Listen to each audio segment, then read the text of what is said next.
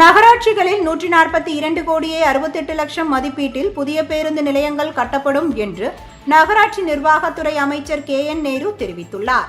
நகராட்சி நிர்வாகத்துறை மானிய கோரிக்கை மீதான விவாதத்தில் நகராட்சி நிர்வாகத்துறை அமைச்சர் KN நேரு உரையாற்றினார். அப்பொழுது அவர் 19 புதிய பேருந்து நிலையங்கள் அமைக்கப்படும் என்றார்.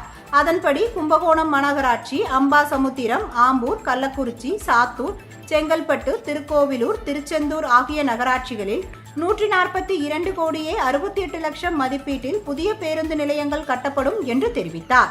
மேலும் பால்பள்ளம், நடராசன் கோட்டை, புதுப்பாளையம், ஆரணி, குன்னத்தூர், உடன்குடி, ஏர்வாடி, கும்மிடிப்பூண்டி, பரமத்தி, திருபுவனம், பருகூர் ஆகிய 11 பேராட்சியர்களும் ரூபாய் 49 கோடி மதிப்பீட்டில் புதிய பேருந்து நிலையங்கள் அமைக்கப்படும் என்றார்.